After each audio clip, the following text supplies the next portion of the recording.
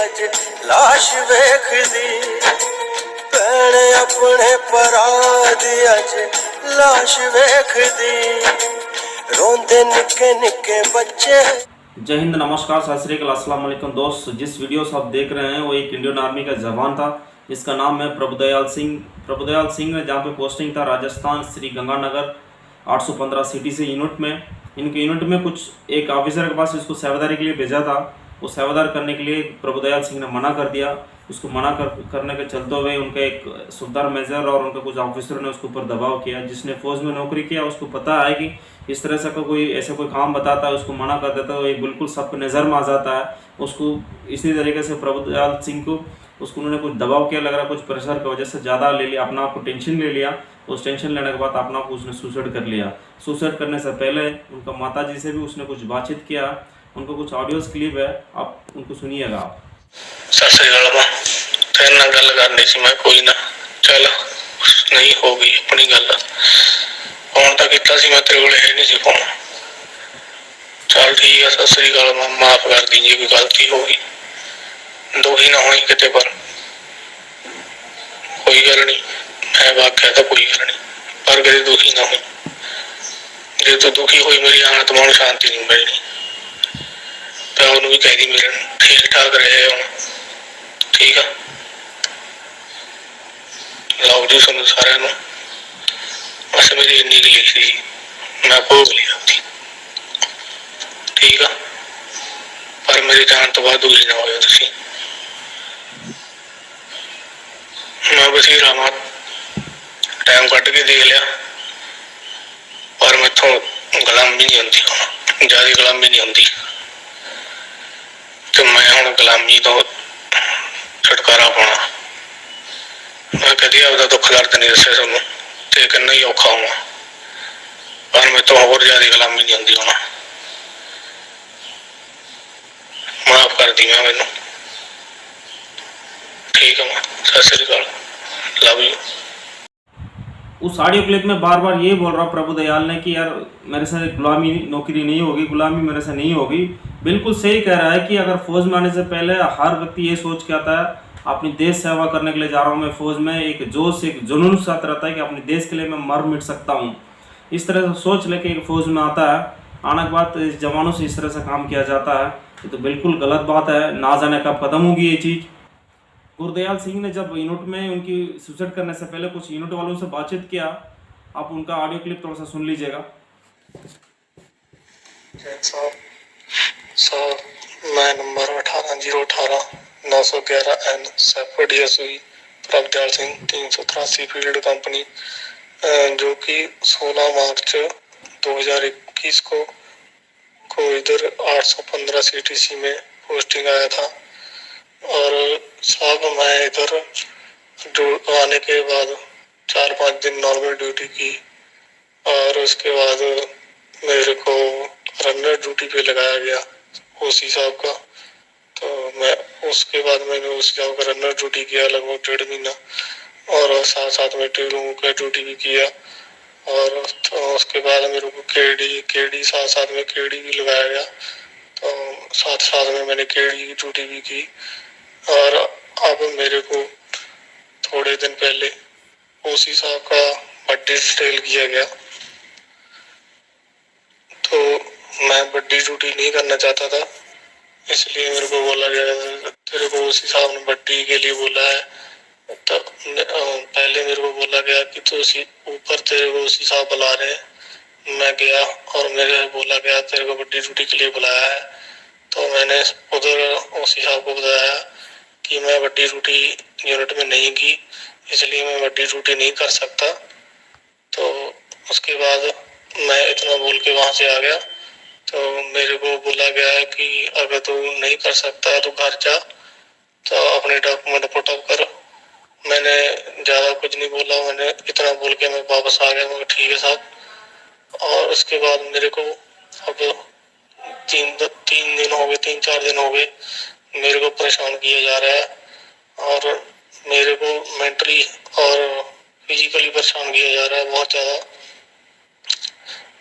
मेरे को एसएम साहब ने बुलाया कि एसएम साहब मेरे को बोल रहे हैं कि तू अगर नहीं जाएगा ऊपर, नहीं तो माफी मांग साहब से, नहीं तो तेरे को ये कर देंगे, नहीं तेरे को वो कर देंगे, तेरे को सजा दिलाएंगे, तेरे को जेल भेज देंगे। और जेल में तो बोला तेरे को 422 की जेल में भेज देंगे, तेरा 10 नंबर बनवा देंगे और कुछ ना कुछ तेरे को ठोक के इधर से ठोक के भेजेंगे इधर को, तेरी लाइफ खराब कर देंगे। ना तो सिविल में नौकरी कर सकता है, ना कुछ और कर सकता है। बोला गया तेरे माँ बाप इधर हाथ पैर जोड़ेंगे आके हमारे पास, और मेरे को इसलिए मेंटली डिस्टर्ब किया जा रहा है बहुत ज्यादा। तो इस वजह से मैं आपको बताना चाहता हूँ कि, और ट्रेसी साहब ने भी बोला अब ओसी साहब को प्रॉमिस किया है, मेरे सुनने में बात आया है कि साहब मैं इसको पक्का इसका आई प्रॉमिस करता हूँ कि इसको 10 नंबर फॉर्म बनवाऊंगा इसका। और ये तीनों मिलकर मेरे को ओसी साहब, एसएम साहब और ट्रेसी साहब, ये मेरे को बहुत परेशान किया जा रहा है इधर, और बोले तेरा ये कर देंगे, तेरा वो कर देंगे। इसलिए मैं बहुत ज्यादा मेंटली डिस्टर्ब हो रखा है इधर, और मेरे को बहुत ज्यादा मेंटली हरासमेंट किया जा रहा है। और इसलिए अगर मेरे को भी कुछ होता है तो इसकी जिम्मेवारी ये तीनों है। मैं तो नहीं बोलना चाहता हूँ शर्मा। जय शर्मा। सुना ही होगा आपने कि इनकी जिसकी तीनों का नाम लिया था, जिनके टोएसी और ओसी और एसएम का, ना जाने पता नहीं कितने जवान होंगे इस तरह से अपनी इंडियन आर्मी में जो डिप्रेशन लेके चल रहा है। कितने अभी तक इस तरह से उन्होंने कुछ अपना आप सुसाइड भी कर लिए हैं कई जवानों ने। पता नहीं क्यों नहीं खत्म हो रहा फौज में इस सहायगिरी, इस जो सेवादार बडी सिस्टम। अगर ये बिल्कुल बंद हो जाए तो बढ़िया रहता फौज के अंदर। जब इंडियन आर्मी के अलावा छोड़कर एयरफोर्स और नेवी में तो तानी बिल्कुल बढ़िया चल रहा है। और इतना होने के बावजूद भी देखिए आप, एक गुरदयाल सिंह के साथ कुछ ऐसे इस तरह से उसने सुसाइड भी कर लिया। फिर उनका गुरदयाल सिंह का गांव का एक सरपंच ने उनका कमांड सीओ साहब से जो बातचीत किया, वो सीओ साहब किस तरह से इनको जवाब देता, आप इनका भी थोड़ा सा आप इनका ऑडियो आप थोड़ा सा प्लीज सुन लीजिएगा। कौन PS Kochar Singh? Yes speaking, मैं नाउ स्पीकर। कौन बोल रहे हो? ਅਸੀਂ ਪਰਬਦਿਆਲ ਦੇ ਪਿੰਡੋਂ ਬੋਲਦੇ ਹਾਂ ਸਰਪੰਚ। हाँ जी बोलिए। ਇਹ ਕੀ ਹੋਇਆ ਸੀ ਲੜਕੇ ਨੂੰ ਛੱਡਣ? साहब देखिए ऐसा है, आप प्लीज मेरे से अभी बात मत कीजिए, कोर्ट ऑफ इंक्वायरी चालू है, मैं किसी से कोई बात नहीं कर सकता। ਨਹੀਂ ਬਾਤ ਹੈ ਇਹ ਮੈਂ ਦੱਸੋ ਮੈਨੂੰ ਵੀ ਕਿਹੜੇ ਤੁਸੀਂ ਇਹ ਗਲਤ ਕੰਮ ਕਰਾਉਂਦੇ ਸੀ? ਉਹਨਾਂ ਨੇ ਕੋਈ ਗਲਤ ਕੰਮ ਨਹੀਂ ਕੀਤਾ। ਡਿਪਰੈਸ਼ਨ ਦੇ ਵਿੱਚ ਕਿਉਂ ਹੈ? लड़के ने है कोई सरकारी ड्यूटी के लिए मना किया था क्या हमारे लड़के ने? आपके लड़के ने सरकारी ड्यूटी के लिए नहीं मना किया, वो जाकर के नाइट ड्यूटी कर। आपके पर्सनल काम के लिए मना किया ना उसने? तो मैंने उसको लगाया कहा आपके पर्सनल काम के लिए, जो लगाया उसको। जब उसने एक बार बोल दिया कि मैंने उसको उसी टाइम हटा दिया साहब, हमने उसको उसी टाइम हटा दिया, उसके बाद वो मेरे अंडर नहीं रहा। तो मेरी बात सुनो, जो आपके सूबेदार मेजर उसको ऐसा क्यों बोला तेरे घर वालों को बुलाएंगे, तेरा 10 नंबर फॉर्म भरेंगे हम? हमें नहीं, ये सब यही चीजें इन्वेस्टिगेट हो रही हैं साहब। कृपया करके सूबेदार मेजर ने क्या किया है क्या नहीं किया, कृपया करके उसकी तो आप ना गलती ना किसी दूसरे के सिर पे ऊपर मत थोपो। आप छोड़ दीजिए साहब, मेरे से बात मत कीजिए please. Don't give me a call, I will not attend your call. English छोड़ दो, आप पंजाबी में बात करो। कॉल नहीं अटेंड करूंगा, मेरे को ऑर्डर्स है, मेरे को कोई कॉल अटेंड नहीं करनी है। Clear sir? देखिए आप इन किसी को किस तरह से बातचीत कर रहा है। एक तो एक लड़का इनका घर में जब खत्म हो गया, उनको घर में क्या पितर होंगे, इनको थोड़ा सा आराम से बातचीत कर सकते। बोला मेरे साथ बातचीत नहीं करना, मेरे को ऑर्डर नहीं है। इस तरह से पता नहीं कितने जवानों के साथ इस तरह से ऐसे चल रहा होगा अपने देश में कि क्यों नहीं ध्यान देता है, या पैरामिलिट्री फोर्सेस हो या फौज हो, ये बडी सिस्टम क्यों नहीं हट रहा है, सरकार इस पर क्यों नहीं ध्यान देता, कुछ पता नहीं लग रहा है कि कितना बार तो इसके बारे में आवाज़ उठा चुके हैं, क्यों नहीं इस मुद्दे पे या बात उठाते हैं सरकार, या किसी की भी सरकार आता है, या कांग्रेस हो या बीजेपी हो, इनसे कोई फर्क नहीं पड़ता। इनसे राजनीति से अपना मतलब है, अपने देश की जवान कैसा रहता है, क्या दिक्कत है, क्या सुधार आना चाहिए फौज में, ऐसा कोई मतलब नहीं होता है इनका। कितनी बार तो आवाज़ उठा चुके हैं इसके बारे में। इस तरह से कई बार पहले भी एक आवाज़ उठा था, 21 जनवरी 2016 को इस तरह से एक आवाज़ उठाया था सिंधे जोगीदास, जिसका नाम है, राष्ट्रपति भवन तक पहुंच गया था। और राष्ट्रपति भवन, सेना भवन और अपना प्रधानमंत्री ऑफिस तक पहुंच गया था। उसके बाद भी कोई एक्शन नहीं कर पाया उन्होंने, पता नहीं क्यों नहीं कर पाते इस चीज़ पे। अगर दिल से हाथ रख के बता सकते हैं ऑफिसर भी, क्या इस चीज़ को करने के लिए क्या अतराइज है क्या, किसी को बताइए, कोई आर्मी ऑर्डर में है क्या? ऐसा कुछ भी नहीं है। फिर भी जो लोग अगर उनके पास इतना दूर तक पहुंचने के बाद क्यों नहीं एक्शन ले रहे हैं, कुछ समझ में नहीं आ रहा है। अब honourable prime minister Narendra Modi ji जब अपने जवानों से दीपावली वगैरह होते हैं, दीपावली वगैरह जो मिलने के लिए जाते हैं लोग, अपनी कंट्री का जो प्राइम मिनिस्टर एक अपना जवानों के साथ जब दीपावली बनता है बहुत खुशियाँ होता है।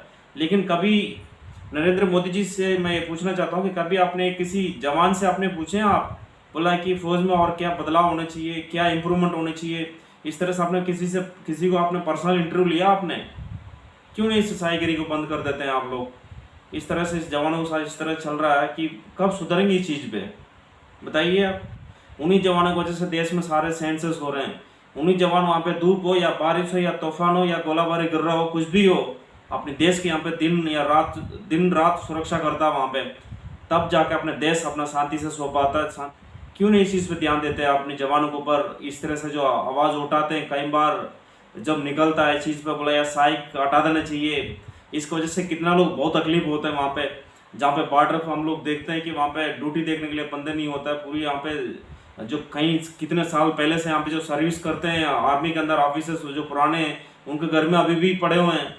और जहाँ पे JNK में जो वहाँ पे ऑफिसर है वहाँ पे उसके पास भी सहायक है। जहाँ पे जो पीस में यहाँ पे इनकी जो वाइफ वगैरह जो रहते हैं क्वार्टर पे, वहाँ पे भी इनको कुछ सहायक भेजा जाता है। सबकी नहीं, कुछ ऐसे ऑफिसर है उनके यहाँ पे भेजा जाता है कि किस तरह से क्यों हो रहा है? क्या अतरेज है क्या उनका? अतरेज तो है नहीं। उनको कुछ ऐसा पैसा भी तो मिलता है ना, अपने पेमेंट में कुछ पैसा भी तो मिलता है कि इनकी लेबर रखने के लिए। हर क्वार्टर में तकरीबन जो क्वार्टर्स में है इनकी जो आर्मी क्वार्टर्स है वहाँ पे कुछ पीछे इनका एक छोटा सा एक रूम टाइप का बना रखा है जो लेबर्स रहने के लिए। अगर कोई भी ऑफिसर की बात करें आजकल किसी भी की बात करता हूँ मैं, BSF CRPF हो या फौज आर्मी हो, कहीं पे भी हो, तकरीबन मेरे हिसाब से तो 1 लाख से ऊपर ही तो तनख्वाह है ना इनका।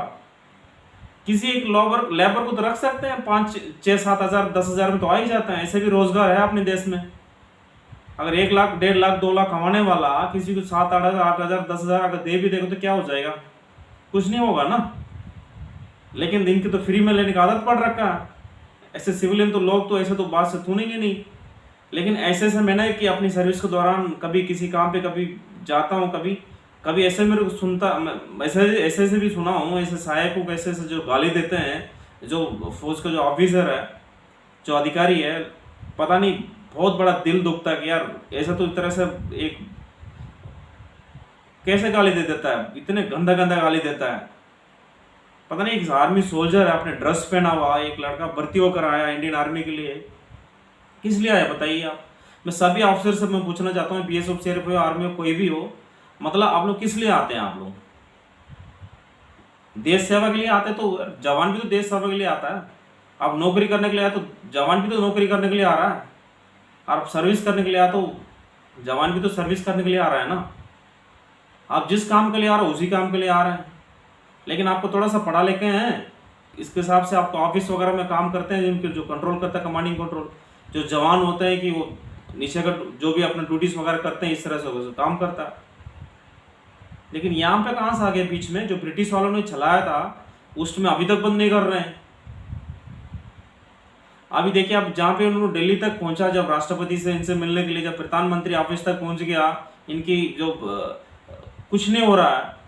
अब लास्ट कार्रवाई वहां तक वो ऐसे नहीं, वो डायरेक्ट चला गया। वो पहले अपने यूनिट में बात चला, जब सिंधे जोगीदास ने जब यूनिट में बातचीत चला कुछ नहीं हुआ, जब ब्रिगेड में बातचीत किया कुछ नहीं हुआ, जब DU में गए, इस तरह से स्टेप बाय स्टेप पे गया, उसको कुछ कार्रवाई कुछ नहीं किया। उसके बाद आपने छुट्टी लिया, वहां तक पहुंचा, जहाँ पे दिल्ली के वापस पहुंचने के बाद लास्ट कार्रवाई वही है। जब राष्ट्रपति के पास पहुंचता, जो प्रधानमंत्री के पास पहुंचता है, वहां पे भी उसको कोई हल नहीं मिला तो जाएगा कहाँ पे वो? मेरे को लग रहा है कभी तो वही ब्रिटिश वालों को, जो हमारे को जो गुलाम बना कर रखे थे, वो ब्रिटिश वालों के पास जाना पड़ेगा लग रहा है। ये ब्रिटिश वाले हमारे ऊपर जो हंस पड़ेंगे यार, जबकि मैंने छोड़ के आया हूँ, अभी भी वो फौज में अभी भी गुलामी चल रहा है क्या? लेकिन उनके देश में तो ऐसे नहीं चल रहा है। लेकिन अपने देश में क्यों है ऐसे? बदलाव तो जरूर आने चाहिए ना, लेकिन ये बदलने नहीं चाहते हैं अपना ऑफिसर्स। इनको तो फ्री में लेने का तो बहुत आदत पड़ रखा है ना। तो मोदी जी से मैं एक ही चीज पूछना चाहता हूँ कि यहाँ पे अपने देश में कोई नोटबंदी बदल सकता है, डिजिटल इंडिया को बना सकता है क्या? ये नहीं कर सकता क्या? ये सायागिरी बंद नहीं कर सकता है? ये तो जवान की एक मतलब कि बहुत दिन की बात है कि बहुत आवाज उठाते हैं, कई बार आवाज उठा चुके हैं कि ये साइगिरी नहीं होनी चाहिए अपनी फौज के अंदर, अपना आर्मी के अंदर, और आर्मी एयरफोर्स नेवी कोई भी हो इसके अंदर ऐसे नहीं होनी चाहिए। हम देश सेवा के लिए भर्ती हुए हैं कि देश की काम करेंगे, अपनी फौज के काम करेंगे। इनके पर्सनल काम में तो मेरे को लग रहा है कि पूरे इंडियन आर्मी में अंदर 99.9% लोग इनके पास है जो कि सहायक है। आप देख सकते हैं कि आप कितनी मतलब कि इनकी जो कमी होंगी फौज, जो भी ड्यूटी नहीं देखते हैं, तकरीबन इनको ड्यूटी माफ़ होते हैं। उनकी पूरी लोड जहाँ पे जो बच रहा है, जो और फौज है उनको करना पड़ता है ये काम। अभी सारी चीज़ सरकार कब समझेंगी? जो बार बार इनकी आवाज़ उठता है सुधार में इसमें लेने चाहिए, कोई सहायक बंद होने चाहिए, कि कब सुधरेंगे पता नहीं।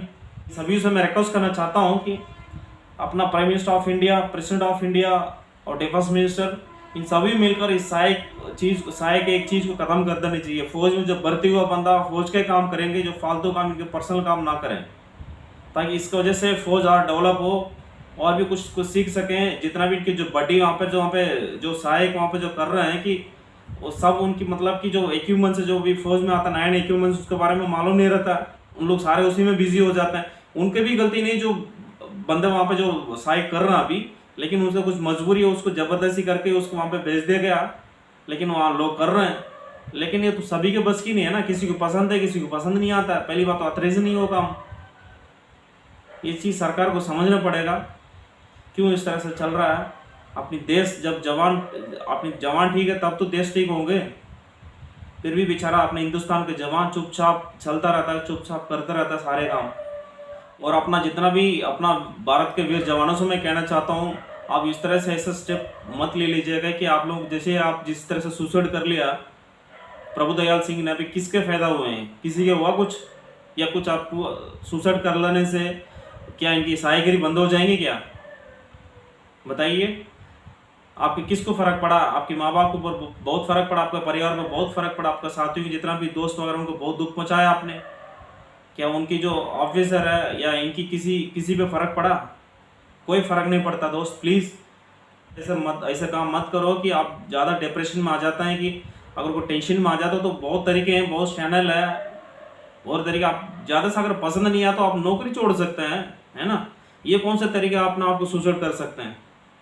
लास्ट कार्रवाई कुछ ना कुछ बहुत सोशल मीडिया है, इस तरह से बहुत चीज़। अगर कोई भी नहीं सुन रहा है तो न्यूज़ के पास आ सकता है, अगर नहीं भी फिर भी छोड़ रहा तो नौकरी आप रिजाइन कर सकते हैं। कोई बड़ी बात तो है नहीं। इसके लिए क्या जो डेथ होना, अपने आप को सुसाइड करना बहुत ज़रूरी है क्या?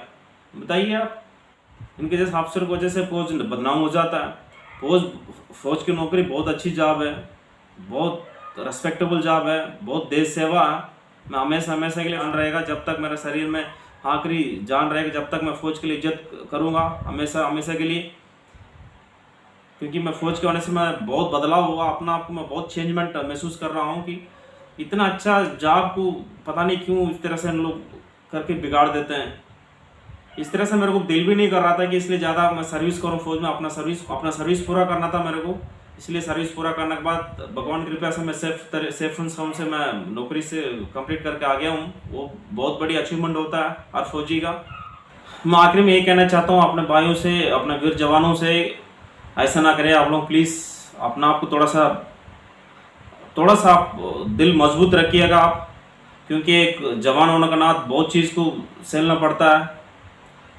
और ऐसा ना करें कि आपको वजह से किसी दूसरे को नुकसान पहुँचे। इससे किसी को कोई फ़र्क नहीं पड़ता, सिर्फ आपके परिवार पे उनसे फ़र्क पड़ता है। दोस्त प्लीज़ आप सरकारों से मैं रिक्वेस्ट करना चाहता हूँ, इस पर सख्त से सख्त कार्रवाई लिए। ऑलरेडी इसका केस भी चल रहा है, इस सहायक का बंद करने के लिए कुछ केस पेंडिंग में है, उसका कुछ डिसीजन नहीं मिल पा रहा है। पता नहीं क्यों इसका लेट चलता जा रहा है। अगर इसका डिसीजन लेने के लिए किसी आर्मी ऑफिसर के पास जाके पूछेंगे, सजेशन पूछेंगे, जैसे CDS साहब है, वहाँ पे जो जनरल साहब है, वो तो शुरू से उनके पास बड़ी तो रहते ही हैं, सहायक तो रहते ही हैं, वो तो थोड़ी मना करेंगे वो।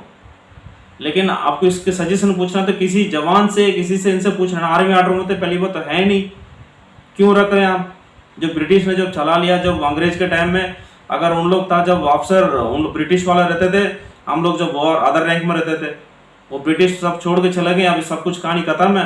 कानून तो बदलिए ना आप। जब सब कुछ बदल सकते हैं, इसको कानून नहीं बदल सकते हैं आप। उसके लिए भी क्या हम ब्रिटिश वालों से पूछ के करेंगे क्या? बताइए। इस सहायक को बंद करने के लिए आवाज़ तो हमेशा उठने चाहिए। जितना भी जो पेंशनर्स है, जहाँ पे आ गया, ऐसा मत सोचिएगा मैं पेंशन आ गया सब कुछ खत्म हो गया। जैसे बोलता है ना, अपना काम बनता बाढ़ में जाना तो जनता, इस तरह से मत सोचिएगा। अगर इस तरह से सोचेंगे तो आने वाले समय में आपका लड़का जाएंगे फौज में या आपका पोता जाएंगे फौज में, उस टाइम उनका भी यही हाल होंगे अब जो हो रहा प्रभुदयाल सिंह के साथ। प्लीज़ ऐसा ना करें कि आप लोग सोशल मीडिया के साथ आवाज़ उठा सकते हैं, जैसे कि इस तरह से आवाज़, जैसे हम लोग बोलते हैं, इसको आप फॉरवर्ड कर सकते हैं किसी को, आप सोशल मीडिया के जरिए आवाज़ उठाइए। क्योंकि जो सर्विस में रहता है वो तो आवाज़ नहीं उठा पाएगा बेचारे, वो तो दागा में बंधे हुए हैं।